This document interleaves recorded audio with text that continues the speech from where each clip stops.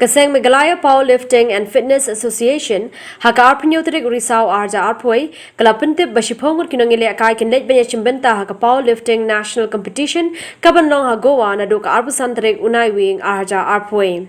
Yagani kilapintip haka jekendu berklub thai kubor Shillong Press Club. Kinoyle akai kibanleit mikma dega jala Meghalaya kilongi Everson Kharbi Kheo, Anastasius Rendong Sngi,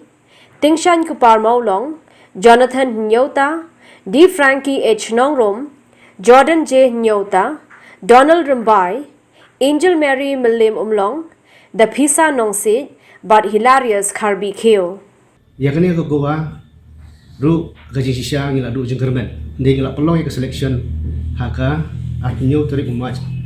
ajar arpo arpuwe ha muslim. Dia kawan nok kena kelam ma hajar arpo kelam yo pelong kena kelam. Hajar kuwe kalau kamduna ngila pelong section siakane kade ba ngip kimulek utai persepat kumba shipomut mulilek ka sakowa tinggi ni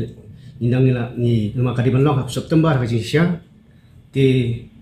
kawan oni ka khalam tengla ngi phone pun suka tringam lem num tau senam gane dingi lam ngili ong tau ya pun kot ma sepet lo senam nei don pat na kuwe na pede pas pen badan mentah ne ki phone ngi ong ba ngin makila extend no sia November yang bak ngin late baik ngin siwet nang adi dikata ka I'm still ngi soal ke cerita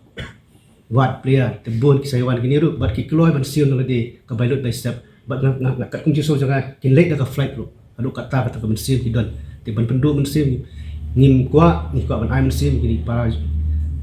participant ki jongi kang bakin lab ha akni ka competition level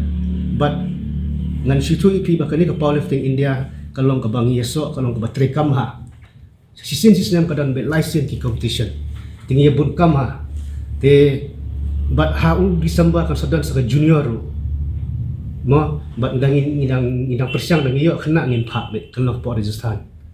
te bat kani ka powerlifting India ki balik ha subu hakani ka banwan ha logo ba ki nyelek di participant jungi ada ki job ru ki bawan first second ki yo banyelek di Kasha Hong Kong